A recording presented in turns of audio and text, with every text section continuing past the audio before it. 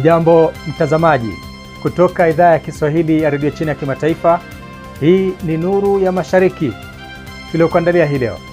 Rais Xi akagua Hainan na Guangdong na kutoa wito wa maendeleo ya hali ya juu. Mkutano wa dunia wa mtandao wa mwaka 2025 wakamilika huko Wuzhen, na meli za kubeba ndege za baadaye za China zitakuwa kubwa zaidi, za kasi zaidi na zenye akili zaidi. Kwa hizi na habari nyinginezo nyingi, jumuika nami Khamis Darwesh.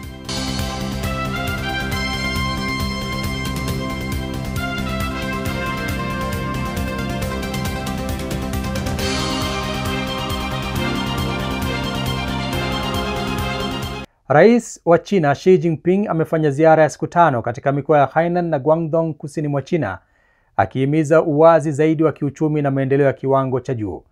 Ziara hiyo inaonyesha dhamira ya China kuimarisha mageuzi, ubunifu na ushirikiano wa kikanda katika enzi mpya ya maendeleo. Tom Wanjala na maelezo kwa kina. Katika ziara hiyo, Xi ambaye pia ni katibu mkuu wa chama cha kikomunisti cha China CPC na mwenyekiti wa tume kuu ya kijeshi alihudhuria uzinduzi wa meli ya kivita Fujian na ufunguzi wa michezo ya kitaifa ya 15.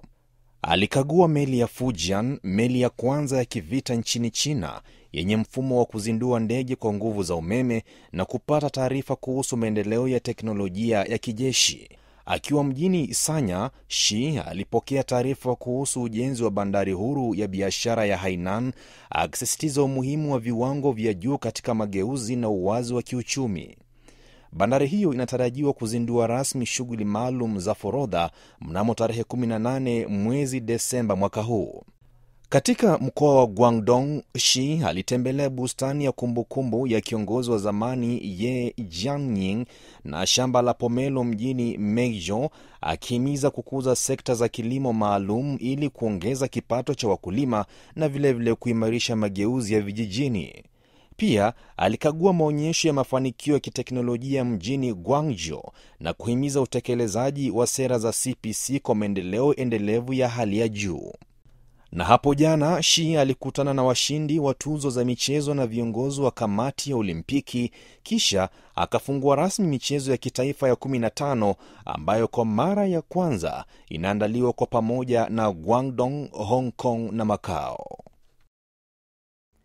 Mkutano wa dunia wa mtandao wa mwaka 2025 umemalizika huko Wuzhen, mkoa wa Zhejiang nchini China, ukiwakutanisha washiriki zaidi ya 1600 kutoka nchi 130 kujadili mustakabali wa akili ya kidijitali na kuonyesha mafanikio katika ubunifu wa teknolojia na ushirikiano wa uchumi wa kidijitali.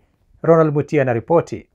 Mkutano wa dunia wa mtandao wa mwaka 2025 umekamilika katika mkoa wa Zhejiang, Wuzhen, mashariki mwa China, ukiwa na matokeo yenye mafanikio makubwa.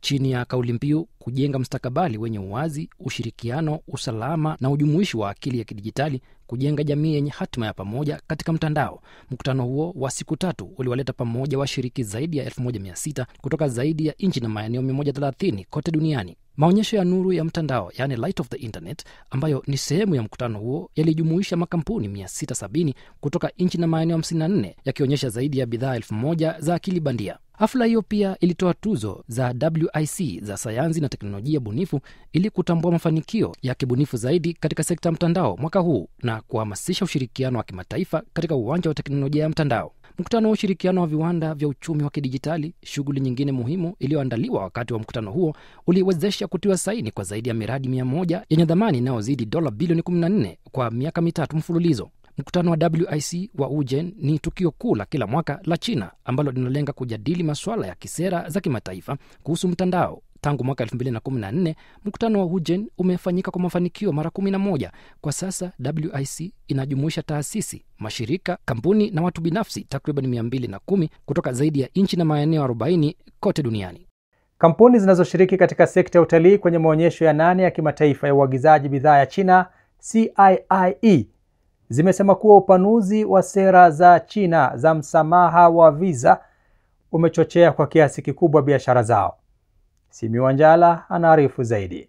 Siku mbili tu kabla ya ufunguzi wa maonyesho haya, Wizara ya Mambo ya Nje ya China ilitangaza kwamba China itapanua utaratibu wake wa msamaha wa visa kwa upande mmoja hadi tarehe 31 Disemba mwaka 2026 kwa zaidi ya nchi 40 ikiwemo Ufaransa, Ujerumani, Italia, Uholanzi na Uhispania. Aidha, China imeamua kuijumuisha Sweden katika mpango huo wa wasafiri wasiohitaji visa kuanzia tarehe 10 Novemba mwaka 2025 hadi 31 Disemba mwaka 2026. So we've seen significant numbers of inbound travelers since the visa-free policies.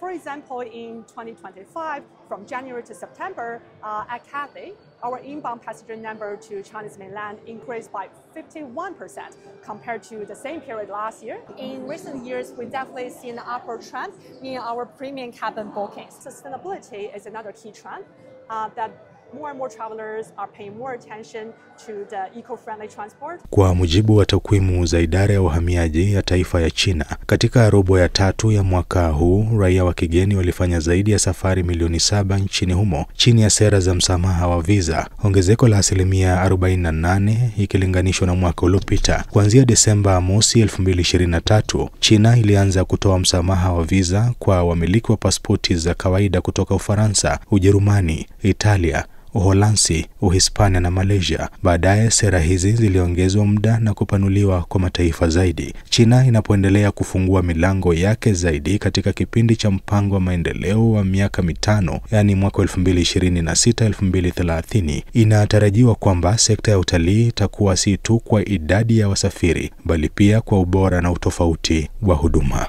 I would say definitely. And has it affected? Yes, and in a positive way. Yes. Right, to see a lot more inbound travelers coming into China is what our industry really needs. It is about experiences, it's a bit about memories, it's a bit about connections, and sometimes reconnections with friends, reconnections with families, and our industry plays such an important part of that. Meli za kubeba ndege za kijeshi za baadaye za China zitakuwa kubwa zaidi, za haraka zaidi na zenye akili zaidi, alisema mhandisi kutoka kampuni iliyojenga meli ya kubeba ndege ya Fujian, meli ya kwanza ya China yenye kifaa cha kurusha ndege kwa kutumia nguvu za umeme, electromagnetic catapults, ambayo ilikabidhiwa rasmi kwa jeshi wiki jana. Hii hapa ripoti niliyoiandaa. Chao Jia, mkurugenzi wa idara ya usanifu wa ndani katika kampuni ya ujenzi wa meli ya kubeba ndege China State Shipbuilding Corporation Limited, Jiangnan Shipyard Group, alisema kuwa meli za kubeba ndege za China zitaweza kubeba idadi kubwa zaidi na aina zaidi za ndege katika siku zijazo. Nadhani meli za kubeba ndege za baadaye za China zinaweza kuelezewa kwa maneno machache. Zitakuwa kubwa zaidi zikiwa na jukwaa pana zaidi. Zitakuwa za kasi zaidi zikiwa na nguvu kubwa zaidi. Zitakuwa na uwezo wa kubeba ndege nyingi zaidi zikiwa na aina tofauti za ndege za kivita, na zitakuwa na akili zaidi katika mfumo wa udhibiti wa meli, ndege zinazobebwa na mfumo mzima wa vita. Meli ya kubeba ndege ya Fujian ilipewa jina kutokana na mkoa wa Fujian ulioko mashariki mwa China na ilizinduliwa Juni 2022. Meli hii ilibuniwa na kujengwa kwa kujitegemea na China, ikiwa na nambari ya ganda 18. Ni meli ya tatu ya kubeba ndege ya nchi hiyo iliyo kazini kwa sasa na inachukuliwa kuwa sehemu muhimu ya kuboresha uwezo wa ulinzi wa mbali wa jeshi la wanamaji la China na kiwango chake cha kisasa. Ikiwa na vifaa vya kurusha ndege kwa nguvu za umeme, meli hii ya kubeba ndege pia inaweza kubeba idadi kubwa zaidi ya ndege zenye silaha nzito zaidi kuliko meli za Liaoning na Shandong, ambazo ni ndogo na zinategemea miteremko kuzindua ndege. Chao alisema anatarajia kuona hatua kubwa zaidi katika ujenzi wa meli za kubeba ndege za China. Tukio la biashara lililohusiana na maonyesho ya uagizaji ya kimataifa ya China CIIE limevutia mikataba uwekezaji yenye thamani ya dola bilioni 2 za Marekani kutoka kwa wawekezaji wa kimataifa, ikiwa sehemu ya juhudi za kukuza uwekezaji wa kigeni na ushirikiano wa kibiashara nchini China. Ronald Mutie na maelezo zaidi. Tukio la biashara linalohusiana na maonyesho ya uagizaji ya kimataifa ya China CIIE limepata mikataba ya uwekezaji yenye thamani ya dola bilioni 2 za Kimarekani na ilisainiwa na wawekezaji kutoka nchi mbalimbali ikiwemo Marekani na Norway. Maonesho ya 8 ya kimataifa ya uagizaji wa bidhaa yanayokamilika Novemba 10 yamevutia zaidi ya wawakilishi 200 kutoka mashirika ya kimataifa na wakurugenzi wakuu wa makampuni zaidi ya 500 bora duniani, ikiwa na zaidi ya midahalo 100 ya ubora wa juu. Tukio hilo la uendelezaji wa biashara lililoandaliwa na wilaya ya Jing'an ya Shanghai lililenga kukuza uwekezaji wa kigeni nchini China. Lilipelekea kusainiwa kwa mikataba na makampuni 14 ya uwekezaji ambayo yanahusiana na nyanja mbalimbali kama vile sayansi na teknolojia, biashara, nishati na dawa. The number of our exhibitors has increased from 16 at the first CIIE to 53 at this year's expo. The total intended procurement value has also increased year by year, with that of this year surpassing $2 billion. Katika mkutano wa kukuza bandari ya Chansey nchini Peru, miradi 5 ya ushirikiano ilisainiwa, ikiwemo kuendeleza zaidi bandari yenye teknolojia ya kisasa na kukuza ushirikiano katika minyororo ya usambazaji wa magari. Miradi hii inalenga kujenga bandari ya Chansey kuwa kitovu cha kimataifa cha usafirishaji na kurahisisha njia za biashara za kuvuka bahari. More and more goods like avocado, blueberries, and even Peru's minerals are entering China via the port of Changsei. I think as the port planning gets optimized in the future, the port of Changsei's role as a regional hub will be further amplified. Aidha, mkutano wa uendelezaji wa biashara ya mtandaoni ya barabara ya Hariri, ushirikiano na ubunifu wa maendeleo pamoja na hafla ya uzinduzi ya mwezi wa uchaguzi wa kitaifa wa mwaka 2025 ulifanyika. Wapangaji wa droni nchini China wanapata mahitaji makubwa kutokana na ukuaji wa uchumi wa anga ya chini. Shu Tanghao, mhitimu wa uchapishaji wa 3D, alijiunga na sekta ya droni mwaka 2021 kupitia kampuni ya Jiangxi Aero Future General Aviation. Tujiunge sasa na Zakia Pong atueleze mengi zaidi kwenye sehemu yetu ya Ifahamu China.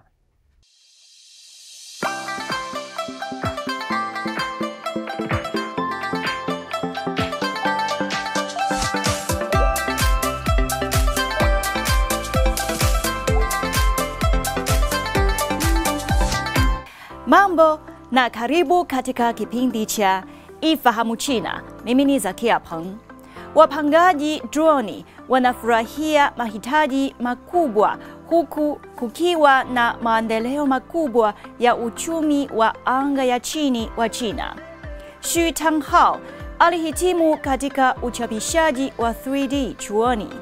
Baada ya kuhitimu, alifanya kazi katika modeli za usanifu na muundo. Mnamo mwaka 2021, alipoona kuongezeka kwa idadi ya maombi ya droni, alijiunga na idara ya droni ya kampuni ya Jiangxi Aero Future General Aviation. Kwa mujibu wa Bwana Shu, kabla ya kila onesho, jambo la kwanza wanalohitaji kufanya ni kubuni na kujenga mifano ya mifumo kulingana na mahitaji ya wateja, na kisha kuweka uratibu, taa na taratibu wa kuruka za kila droni kwenye kompyuta. Kabla ya kila onesho, mpangaji wa droni lazima afanye uchunguzi na majaribio ya kina ya awali kulingana na mambo kama vile signal za vituo, hali ya hewa, kasi ya upepo, ili kuhakikisha kwamba kila droni inaweza kufikia nafasi iliyoainishwa wakati wa kuruka. Kwa zaidi ya miaka 3 katika tasnia, Bwana Shu ameshiriki katika kupanga maonyesho zaidi ya 500 ya droni. Mbali na kufahamu utendaji kazi wa miundo mbalimbali ya droni, mpangaji wa droni lazima pia aiwekee mahesabu ya 3D na kuunda mifano laini ya pande 3 angani kupitia uandaa wa njia na upangaji program. Kwa vile maonyesho ya droni sasa yamekuwa sehemu mpya ya ukuaji ili kuchochea matumizi, biashara ya kampuni inazidi kuwa na shughuli nyingi, na maonyesho karibu 200 yamefanyika mwaka huu pekee. Kampuni hiyo pia inaangalia kuhusu uwezekano wa kuajiri wapangaji wapya wa droni wenye uzoefu, huku mshahara wa kila mwezi ukianzia yuan 10,000. Mkurugenzi wa kitendo cha burudani ya anga ya kampuni hiyo, Bwana Li Yang, amesema soko linakuwa kwa kasi, huku tamasha, matangazo ya utalii na watazamaji wengi wakilikumbatia. Watu zaidi wanakumbatia teknolojia hii. Haya, kwa leo kipindi hiki kinaishia hapa.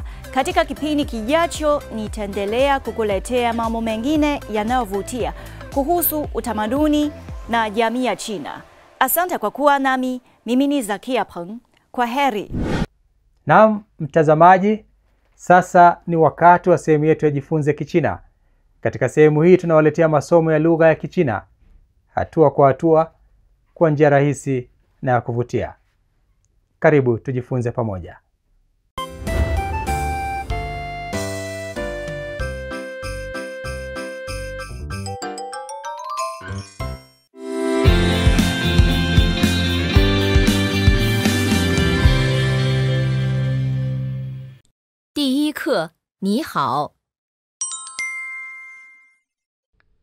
Mambo, karibu katika darasa la Kichina la YCT. Somo la YCT ni mfumo wa mafunzo ya lugha ya Kichina unaoongoza watoto kujifunza Kichina kwa ufanisi na kuinua kiwango chao cha uelewa wa lugha ya Kichina kwa pande zote. Leo tutajifunza jinsi ya kuandika herufi za Kichina. Tafadhali andaa karatasi na kalamu yako. Kujifunza herufi za Kichina. Tafadhali chagua herufi sahihi za Kichina kulingana na pinyin, kisha fuatana na mwalimu kuandika. Ni. Niambie, ipi ni sahihi? 第一个 Hebu tuone kosa liko wapi katika herufi ya pili. Sasa hebu tuone jinsi ya kuandika herufi hii ya Kichina kwa usahihi. Tafadhali andika pamoja nami.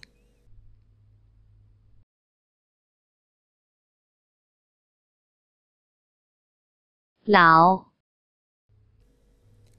Niambie, ipi ni sahihi? 第二个 Hebu tuone kosa liko wapi kwa herufi ya kwanza.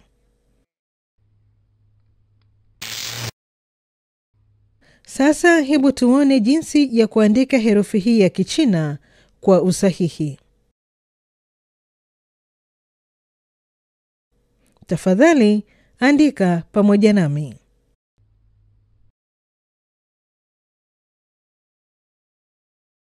Shi. Niambie, ipi ni sahihi? 第二个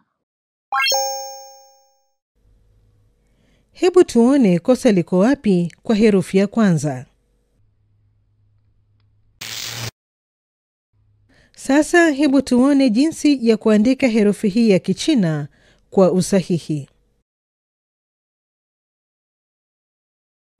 Tafadhali andika pamoja nami.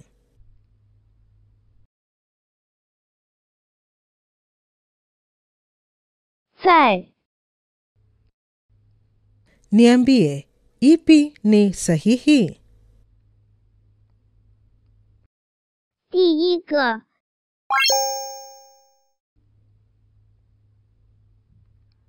Hebu tuone kosa liko wapi katika herufi ya pili.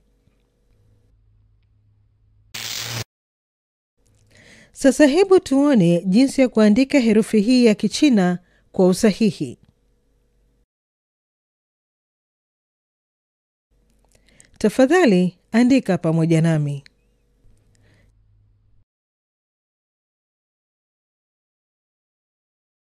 Jian. Niambie, ipi ni sahihi? 第二个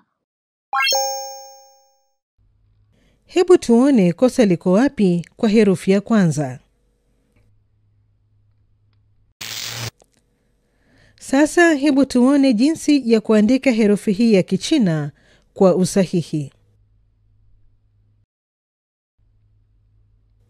Tafadhali andika pamoja nami.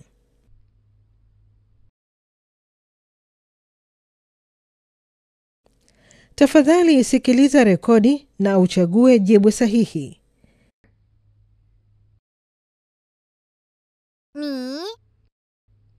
Niambie, ipi ni sahihi? 第二个，你。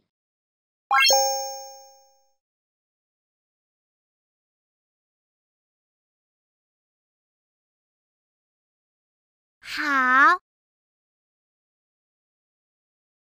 第一个，好。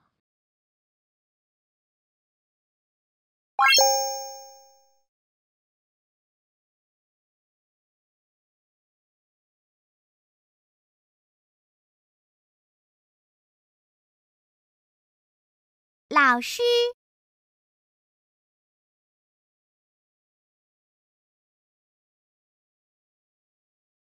第一个。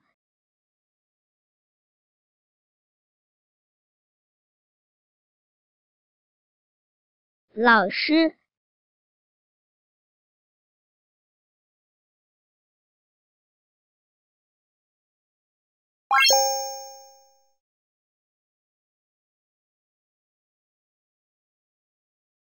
再见。第二个，再见。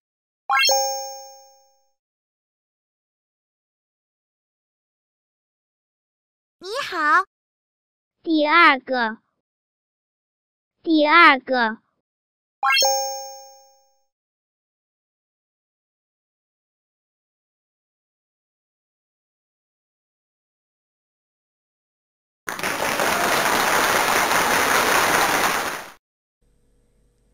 Kazi ya kufanya nyumbani ya leo ni kuandika herufi za Kichina.